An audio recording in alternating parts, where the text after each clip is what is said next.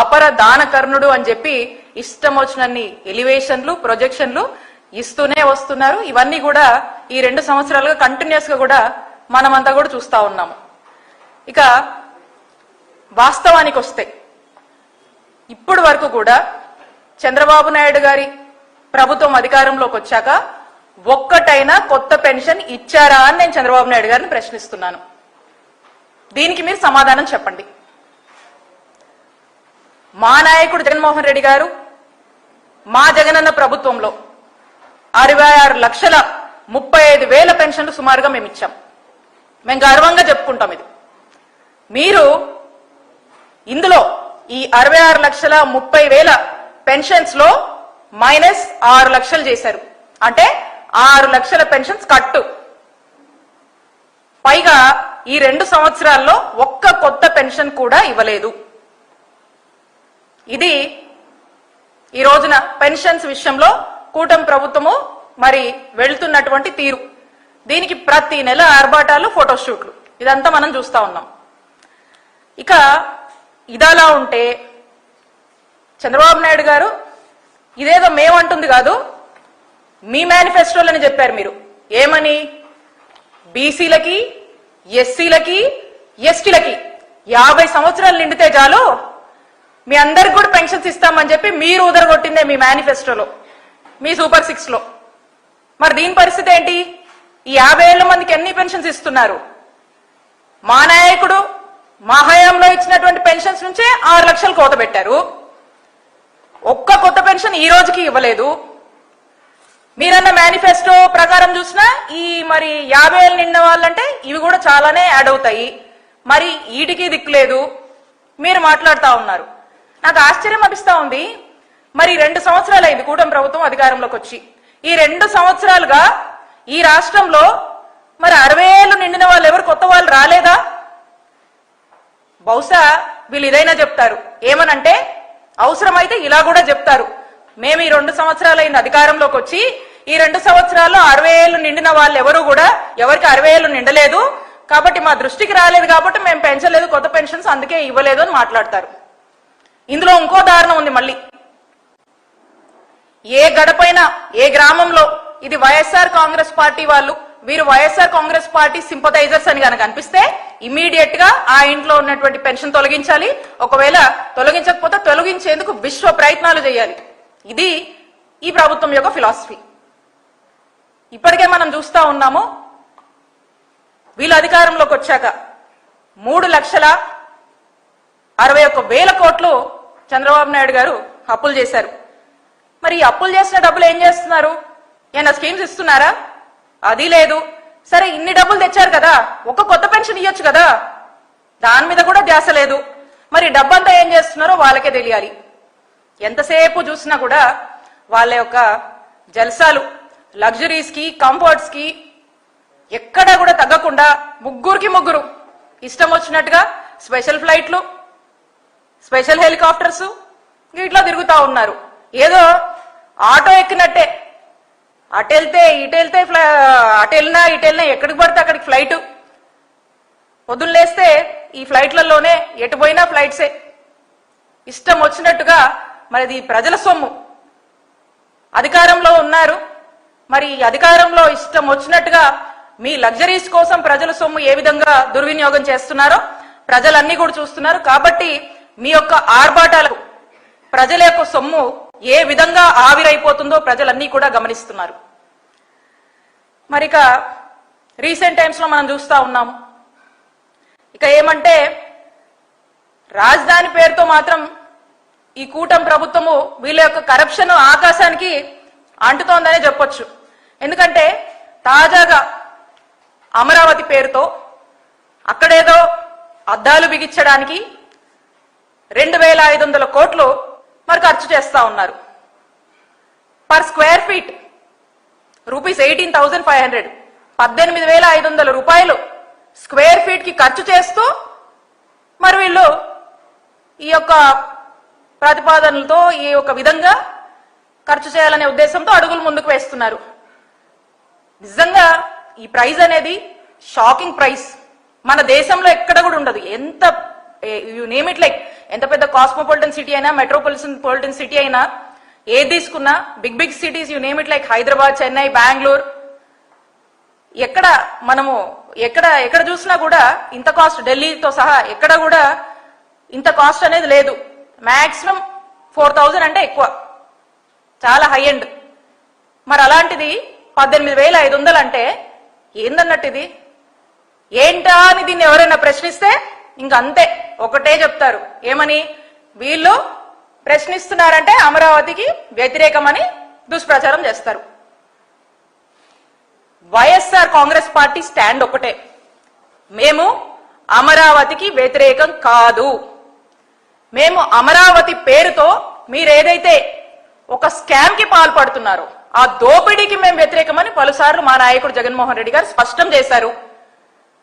మళ్ళీ చెప్తున్నాము, మేము అమరావతికి వ్యతిరేకం కాదు. The biggest scam in the name of Amaravati ఏదైతే మీరు చేస్తున్నారో దానికి మాత్రమే వైఎస్ఆర్ కాంగ్రెస్ పార్టీ వ్యతిరేకమని చెప్తా ఉన్నాము.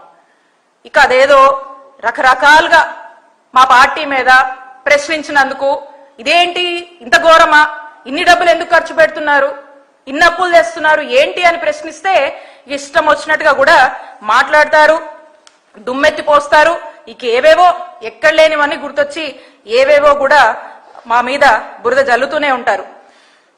ఇప్పుడు ఒక్కసారి ఆలోచన చేయండి చంద్రబాబు నాయుడు గారు, ఏదైతే మీరు అద్దాలకే 2,500 కోట్లని అంటున్నారు కదా, మీరు ఒక్కసారి మీకు నిజంగా ప్రజల మీద, మిమ్మల్ని గెలిపించినటువంటి ప్రజల మీద ఇంత హ్యూజ్ మ్యాండేట్ ఇచ్చి మిమ్మల్ని గెలిపించినటువంటి ప్రజల కోసం ఒక్కసారి ఆలోచిస్తే, సంవత్సరానికి అలా ఓ 4 సంవత్సరాలు 1,000 కోట్లు చొప్పున ఖర్చు పెడితే ఎంచక్కగా మా నాయకుడు జగన్మోహన్ రెడ్డి గారు 17 మెడికల్ కాలేజెస్ అనుకున్నారు, ఒక 6 మేము ప్రారంభించాము. ఆ 11 రాష్ట్ర ప్రజలకు అందుబాటులోకి వస్తాయి కదా, రాష్ట్ర ప్రజల ఆరోగ్యం బాగుపడుతుంది కదా, రాష్ట్ర ప్రజలు సంతోషంగా ఉంటారు కదా, ఎందుకు మీకు ఆలోచన తట్టదు? ఈరోజు రాష్ట్రంలో ఏ గవర్నమెంట్ హాస్పిటల్కి వెళ్ళినా కూడా మందులు లేవు, సూదులు లేవు. మొన్న ఎక్కడికో వెళ్ళి చూశాను, మొన్న గుంటూరు జీజీహెచ్కి ఏదో పని మీద వెళ్ళాను, లైట్లు కూడా పనిచేయట్లేదు. ఇది ఇప్పుడున్నటువంటి పరిస్థితి. ఇటుకే దిక్కులేదు. ఫస్ట్ ఇటు గురించి చూడండి. ఇదే 2,500 కోట్లు నిజంగా మీరు ఖర్చు పెట్టదలుచుకుంటే మీరు కొత్త పెన్షన్స్ చాలా ఇవ్వచ్చు. ఈ రోజున మనం చూస్తా ఉన్నాము, నాడు నేడు పనులు నోచుకోక స్కూళ్ల పరిస్థితి. మరి ఆ స్కూళ్ల డెవలప్మెంట్ కోసమో ఖర్చు చేయొచ్చు, హాస్పిటల్ డెవలప్మెంట్ కోసం ఖర్చు చేయొచ్చు. రైతులు రోడెక్కి ఏడుస్తా ఉన్నారు. మరి మొక్కజొన్న రైతులైతే ఏ విధంగా బాధిస్తున్నారు, కన్నీళ్లు పెడుతున్నారో వాళ్ళ బాధలు తీర్చొచ్చు, మహిళలకు న్యాయం చేయొచ్చు. ఇలా యునేమిట్ లైక్ ఎవరినైనా కూడా బీసీ హాస్టల్స్, ఎస్సీ హాస్టల్స్, గిరిజన హాస్టల్స్ లో ఎంతో మంది సరైన ఫుడ్, ప్రాపర్ శానిటేషన్ లేక, సరైన తాగునీళ్ళు లేక, ఆరో ప్లాంట్లు లేక ఈరోజు ఆ కలుషితమైనటువంటి పరిస్థితుల్లో ఎంతమంది ప్రాణాలు పోతున్నాయి. ఇంతమంది పిల్లల ప్రాణాలు మీరు కాపాడొచ్చు కదా ఈ 2,500 కోట్లతో. మీరు నిజంగా దీన్ని ప్రాపర్ గా యూటిలైజ్ చేస్తే ఇవన్నీ మీకు ఎందుకు కనిపించవు? ఇవన్నిటి గురించి దృష్టి పెట్టండి చంద్రబాబు నాయుడు గారు. ఈ అద్దాల గురించి, మీ ఆర్భాటల గురించి ఇన్ని 1,000 కోట్లు మీరు ఖర్చు చేస్తున్నారు కదా. కాబట్టి ఒకటే, ఇలా చెప్పుకుంటూ పోతే చాలా ఉన్నాయి. ఏ వర్గం కూడా సంతోషం లేరు, ప్రతి వర్గం ఏడుస్తుంది, ప్రతి వర్గంలో ఉన్నటువంటి ప్రజలు బాధపడతా ఉన్నారు.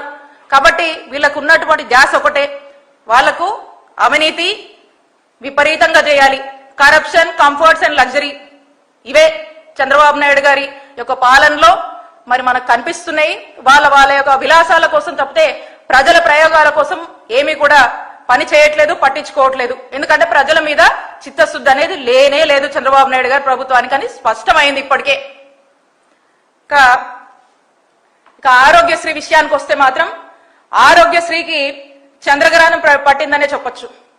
ఎందుకంటే ఏమంట వీరు అధికారంలోకి వచ్చారో ఆరోగ్యశ్రీని క్రమక్రమంగా నిర్వీర్యం చేస్తూ ఆరోగ్యశ్రీని చంపేస్తున్నారు. ఒక గొప్ప ఉద్దేశంతో ఆనాడు డాక్టర్ వైఎస్ రాజశేఖర రెడ్డి గారు ఆరోగ్యశ్రీ పథకాన్ని తీసుకొచ్చి ఎంతో మంది, కొన్ని లక్షల మంది ప్రాణాలు కాపాడడానికి తీసుకొచ్చినటువంటి ఈ పథకాన్ని ఈరోజు పూర్తిగా నీరుగార్చి ఆఖరికి ఏ పరిస్థితికి వచ్చిందంటే ఈ రోజున హాస్పిటల్స్ కి వెళ్తే ఆరోగ్యశ్రీ నో బోర్డు పెట్టి ఆరోగ్యశ్రీ చూస్తాం లేదు, మాకు ప్రభుత్వం నుంచి డబ్బులు రావాలి, అవి రాలేదు కాబట్టి మేము చూడలేము, మీ దగ్గర డబ్బులు ఉంటే చూపించుకోండి, లేదంటే లేదని చెప్పే పరిస్థితి. మరి అనేక ఇబ్బందుల్లో ఆరోగ్యశ్రీ హాస్పిటల్స్ వాళ్ళు సమ్మెకు దిగి మరి సమ్మె చేస్తే వాళ్ళని ఇక కొంతమంది అయితే పొయ్యి కూడా వేస్ట్, వీళ్ళు ఇవ్వరు పెట్టరు, ఎప్పుడేదో మాటలు చెప్తా ఉన్నారని చెప్పి కొంతమంది ఆశలు కూడా వదిలేసుకుని హాస్పిటల్స్ వాళ్ళ పనులు వాళ్ళు చేసుకుంటున్నారు. మరి కొంతమందిని పిలిచి ఏదైతే సుమారు 4,000 కోట్లు ఆరోగ్యశ్రీ బిల్స్ బకాయిలు ఉన్నాయో దానికి సంబంధించి ఒక 1,000 కోట్లు ఇస్తామని చెప్పి పిలిచి ఏదో మాటలు చెప్పి అందులో కూడా ఏం మాట్లాడారు, ఒక కొత్త అంశాన్ని తీసుకొచ్చారు మీరు. దాంట్లో ట్రై పార్టీ అగ్రిమెంట్ అంట. ఈ ట్రై పార్టీ అగ్రిమెంట్ ఏంటి? దీంట్లో ఈ యొక్క విధానం ఏంటంటే ప్రభుత్వము ఏదైతే ప్రభుత్వం ఒక అప్పు చేస్తుంది, ఆ అప్పుకు షూరిటీగా ఈ నెట్వర్క్ హాస్పిటల్స్ ఉండాలంట. అప్పుడు ఒక అప్పు తెస్తారు, ఆ అప్పులో వచ్చినటువంటి డబ్బులని హాస్పిటల్స్ కి ఇస్తారు. ఒకవేళ ప్రభుత్వము అప్పు చెల్లించినటువంటి పరిస్థితిలో ఉంటే ఆ భారం ఆ బాధ్యత ఈ నెట్వర్క్ హాస్పిటల్స్ అంట. ఆలోచన చేయండి ఒకసారి. ప్రభుత్వమే ఇలాంటి ఏదేదో పేరుతో ఇంతటి భారాన్ని ఇంతటి ప్రెజర్ ని నెట్వర్క్ హాస్పిటల్స్ మీద, పైగా వాళ్ళకు డబ్బులు చెల్లించక ఇట్లాంటి అన్ని వాళ్ళ మీద ఈ ప్రెజర్ మోపితే వాళ్ళు ఏం ట్రీట్మెంట్ ఇస్తారండి జనాలకి? వాళ్ళు ఏం చెప్తారు సమాధానం జనానికి? దీనివల్ల అల్టిమేట్ గా నష్టపోతుంది ఎవరు? Common man. అంతే కదా. ప్రజలు హాస్పిటల్కి వస్తారు, వీళ్ళు ఈ ప్రెజర్ ఎక్కువైపోయింది అనుకోండి, డబ్బులు రావని తెలిసింది అనుకోండి, డబ్బులు రావట్లేదు ఎలాగో కొంతమంది చూడటం లేదు, ఆ ఉన్నోళ్ళు కూడా వీళ్ళని ఎలా చూస్తారు అంటే వీళ్ళ కర్మకి వీళ్ళ చావుకి ప్రజల్ని మీరు వదిలేస్తున్నారు.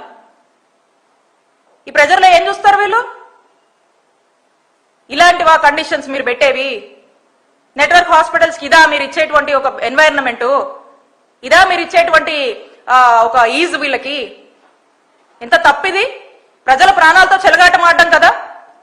ఇంకొక దారుణమైనటువంటి విషయం ఏంటంటే ఇక ఆరోగ్యశ్రీకి సంబంధించి ఇష్టారాజ్యంగా ఎల్ఓసీలు ఇస్తున్నారు, లెటర్ ఆఫ్ క్రెడిట్లు ఇస్తున్నారు ఇష్టం వచ్చినట్టుగా. మళ్ళీ ఈ హాస్పిటల్స్ తో కొంతమంది ఇక వీళ్ళే కొన్ని హాస్పిటల్స్ తో కుమ్మక్కై వీళ్ళ యొక్క కమిషన్స్ కోసము ఈ సిఎంఆర్ఎఫ్ నుంచి కూడా ఇక ఇష్టం వచ్చినట్టుగా నిధులు ఇస్తా ఉన్నారు. టోటల్ గా ఆల్మోస్ట్ చూస్తే దీంట్లో నుంచి ఒక 30% స్ట్రైట్ అవే కమిషన్ మాట్లాడుకుంటా ఉన్నారు. ఎంత దారుణం ఇదే! ఇలా ఆరోగ్యశ్రీని పూర్తిగా నిర్వీర్యం చేయడమే కాకుండా మీ కమిషన్స్ కోసము ఎక్కడ లేని ఎత్తుగడలు వేస్తూ ముందుకు వెళ్తా ఉన్నారు. ఆరోగ్యశ్రీని దాదాపు 3,300 ప్రొసీజర్స్ వరకు జగన్మోహన్ రెడ్డి గారు పెంచి ఏ పేదవాడు ఏ అనారోగ్య సమస్యతో హాస్పిటల్కి వెళ్ళినా కూడా ఇది ఇక్కడ చూడమనే పరిస్థితి రాకుండా రెగ్యులర్ గా రిపీటెడ్ గా మనకి ఏ సమస్యలు వస్తున్నాయో అలాంటివన్నీ కూడా ఆరోగ్యశ్రీలో ఉండాలి. అవుట్ ఆఫ్ పాకెట్ ఎక్స్పెండిచర్, ఎవరి జాబ్ నుంచి కూడా డబ్బులు ఖర్చు కాకూడదు. వీలైనంత వరకు కూడా ప్రభుత్వమే బాధ్యత తీసుకోవాలి, ప్రజలకు అన్ని విధాలుగా అండగా ఉండాలి, మంచి నాణ్యమైన వైద్యం అందించాలి అనేటువంటి ఉద్దేశంతో మేము అడుగులు ముందుకు వేసినటువంటి ప్రభుత్వం జగన్మోహన్ రెడ్డి గారి ప్రభుత్వం. మరి అలాంటిది ఒక ఆరోగ్య ఆసరా తీసుకొచ్చారు. 25 లక్షల వరకు కూడా ఆరోగ్యశ్రీ పరిధిని పెంచారు. ఇంత గొప్పగా ఆరోగ్యశ్రీని మేము తీర్చిదిద్ది దీన్ని ప్రజలకు అన్ని విధాలుగా వీళ్ళకు చాలా సులభంగా యాక్సెసిబుల్ గా ఉండాలి, భారంగా ఉండకూడదు. ఎవరికి ఏ ప్రాబ్లం వచ్చినా కూడా ఆరోగ్యశ్రీ ద్వారా మనం కవర్ చేయాలనేటువంటి ఒక గుడ్ ఇంటెంట్ తో వెళ్తే వీళ్ళు మాత్రం క్రమంగా దీన్ని చంపుతూ నాశనం చేస్తూ వచ్చారు. ఒక రకంగా చెప్పాలంటే రాష్ట్ర ప్రజలు ఒకటే అనుకుంటున్నారు, మా దౌర్భాగ్యం ఈ కూటమి ప్రభుత్వం అధికారంలోకి రావడం, మా దౌర్భాగ్యం ఈ చంద్రబాబు నాయుడు గారు అధికారంలోకి రావడం అని అన్ని వర్గాల వాళ్ళు అనుకుంటున్నారు. ఇవన్నీ ప్రజలు గమనిస్తున్నారు. కాబట్టి ఎప్పటికైనా కూడా మరి వీరు ప్రజల హక్కుగా వాళ్ళకు రావాల్సినటువంటి ప్రతి విషయంలో ప్రభుత్వం నుంచి అందాల్సినటువంటి ప్రతి విషయాన్ని కూడా గమనించి అది వాళ్ళకు అందక ప్రజలకు అందక వాళ్ళందరూ కూడా వడ్డీతో సహా ఓటు రూపంలో ఈ చంద్రబాబు నాయుడు గారి ప్రభుత్వానికి చూపించాలని నిశ్చయించుకున్నారు ప్రజలు. పోతే ఇక రాష్ట్రంలో ఏ వర్గాన్ని వదిలిపెట్టలేదు, ప్రతి ఒక్కరిని కూడా ఏదో విధంగా చంద్రబాబు నాయుడు గారు ఆయన చెప్పినటువంటి సూపర్ 6 హామీల విషయంలో వెనుపోటు పడడం కానీ, మహిళలకు అందించేటువంటి ఆడబిడ్డ నిధిలో కూడా వెనుపోటు పడడం, ఏదైతే నిరుద్యోగ భృతని యువత విషయంలో యువతను వెనుపోటు పడడం, రైతులని వెనుపోటు పడడం, ఈరోజు ఏ వర్గాన్ని తీసుకున్నా అందరినీ వాళ్ళ మాటలతో ఓట్ల కోసం మోసం చేసి అధికారంలోకి వచ్చాక అందరినీ వెన్నుపోటు పొడుస్తూ మోసం చేస్తూ కంటిన్యూస్ గా ఈ 2 ఏళ్లుగా కూడా ఈ విధంగా కాలయాపన చేస్తూ వస్తున్నారు. ఇంకా వీళ్ళు మాట్లాడుతూ ఉన్నారు. ఏమని మాట్లాడుతూ ఉన్నారు? ఈ మధ్య కాలంలో ఏమని మాట్లాడుతున్నారు? చంద్రబాబు నాయుడు గారు మీరు గాని మీ మంత్రులతో గాని ఏం మాట్లాడిస్తున్నారు? మీరేం మాట్లాడుతున్నారో అదే మీ పేపర్లు రాస్తారు, అవే మీ టీవీలు చూపిస్తా ఉంటాయి. గొడ్డలి పార్టీయా? గొడ్డలి పార్టీ అని మాట్లాడతారా మా వైఎస్ఆర్ కాంగ్రెస్ పార్టీని? మీరా మాట్లాడతారు? ఒక్కసారి మీ చరిత్ర తీసుకుంటే వెన్నుపోటుకి care of address Chandrababu Naidu గారు, వెన్నుపోటుకి హత్య రాజకీయాలకి పేటెంట్ చంద్రబాబు నాయుడు గారు. అలాంటి మీరు మమ్మల్ని మాట్లాడతారు? అసలు మీ పార్టీ వ్యవస్థాపకులు ఎవరండి? మీ పార్టీ వ్యవస్థాపకులు ఎవరు? ఆ మహానీయుడిని చంపింది ఎవరు? ఆ మహానీయుడి దగ్గర నుంచి పార్టీ అధికారం కోసం లాక్కుంది ఎవరండి? మీరు కాదా? అదేం మేము ప్రత్యేకంగా చెప్పాల్సినటువంటి అవసరం లేదు. మీకు వెన్నుపోటు అనేది వెన్నతో పెట్టినటువంటి విద్య చంద్రబాబు నాయుడు గారు. మీరా మాట్లాడతారు? ఎందుకు మాట్లాడతారు? మేము వైఎస్ఆర్ కాంగ్రెస్ పార్టీ మీరిచ్చినటువంటి మీ మేనిఫెస్టో గురించి, మీరిచ్చినటువంటి మీ హామీల గురించి ప్రశ్నిస్తే సమాధానం చెప్పకుండా గొడ్డల పార్టీ అంటారా మమ్మల్ని? ఏం చేశారు చెప్పండి, మీరు చెప్పండి. మీరన్న పథకాలు, మీరన్న హామీల్లో ఒకటని నెరవేర్చారా? ఫ్రీ బస్ అన్నారు. ఫ్రీ బస్ గురించి మహిళలు ఎన్ని ఇబ్బందులు పట్టుకొని మహిళలు ఏ విధంగా మిమ్మల్ని తిడుతున్నారో చూస్తున్నారా మీరు? ఏ విధంగా మహిళలు ఇబ్బంది పడుతున్నారో? ఉచిత గ్యాస్ సిలిండర్లు అన్నారు, 3 గ్యాస్ కొరత నడుస్తుంది. ఈ రాష్ట్రంలో ఇప్పటి వరకు కూడా మీరు ఎన్ని సిలిండర్లు ఇచ్చారు? ఏది చెప్పండి, దాని మీద క్లారిటీ ఇవ్వండి, లేదా వైట్ పేపర్ రిలీజ్ చేయండి. ఈ రాష్ట్రంలో 17 మెడికల్ కాలేజెస్ ఉంటే బాగుంటుందని భావించి అడుగులేశారు జగన్మోహన్ రెడ్డి గారు. అవి ఏ వద్దు, వాటిని పూర్తిగా ఎత్తేయాలి అని దానికి రకరకాల పేర్లతో రకరకాలుగా ఆలోచిస్తూ అవి ఏవి కాకుండా పక్కన పడేశారు కదా. దానికి సమాధానం చెప్పండి, దాని మీద క్లారిటీ ఇవ్వండి. ఆరోగ్యశ్రీని ఎందుకు చంపేస్తున్నారు? మళ్ళీ ఏదో ఇన్సూరెన్స్ మోడల్ అని మీరంతా కూడా హైబ్రిడ్ మోడల్ అని మీ కమిషన్ల కోసం కకృతి పడుతున్నారు కదా, దాని గురించి సమాధానం చెప్పండి. రైతులకు అది చేస్తాం ఇది చేస్తాం అన్నారు కదా, మరి రైతులకు ఇప్పటివరకు కూడా ఏం న్యాయం జరగలేదు, వాటి గురించి సమాధానం చెప్పండి. మొక్కజొన్న రైతుల ఏడుపులు ఆపండి, దానికి సమాధానం చెప్పండి. ఇవేటికి సమాధానం చెప్పకుండా మేం ప్రశ్నిస్తే మేం ప్రజల పక్షాన పోరాడుతూ మీరిచ్చిన హామీల మీద మీరు నిలబడండి, ప్రజలను ఆదుకోండి, ప్రజల కన్నీళ్లు తుడవండి అని అంటే మమ్మల్ని మీరు గొడ్డల పార్టీ అంటారా? ఎందుకంటారండి మమ్మల్ని? వైఎస్ఆర్ కాంగ్రెస్ పార్టీ మా నాయకుడు జగన్మోహన్ రెడ్డి గారు 5 ఏళ్ల పాలనలో రాష్ట్రంలో ఉన్నటువంటి చదువు నోచుకోనటువంటి పిల్లలందరినీ కూడా తల్లులకు అమ్మఒడి ఇచ్చి ఎంకరేజ్ చేసి కార్పొరేట్ స్కూల్లో చదివితే ఏ విధంగా ఆ పిల్లలు షైన్ అవుతారో, పిల్లల భవిష్యత్ కోసం ఆలోచించి అమ్మఒడి లాంటి పథకాన్ని తీసుకొచ్చి పిల్లల్ని చదివించినందుకు అంటారా మమ్మల్ని?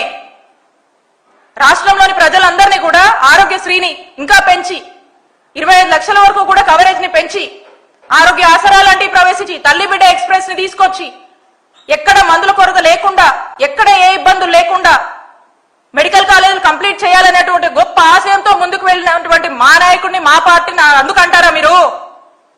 మేము ప్రజలకు మంచి చేశాం, అక్క చెల్లెమ్మల పేర్ల మీద పెద్ద ఎత్తున ఇళ్ల పట్టాలు ఇచ్చాం, రాష్ట్రంలో 31 లక్షల మంది ఇళ్ల పట్టాలు ఇచ్చాం. మేము దానికంటారా మమ్మల్ని? మేము చక్కటి సంక్షేమాన్ని అమలు చేశాం.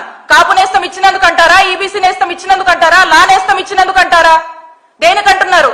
చేయి ఇచ్చినందుకు అంటారా? ఆసరా ఇచ్చినందుకు అంటారా మమ్మల్ని? దేనికంటున్నారు మమ్మల్ని గొడ్డల పార్టీ అని? సమాధానం చెప్పాలి చంద్రబాబు నాయుడు గారు.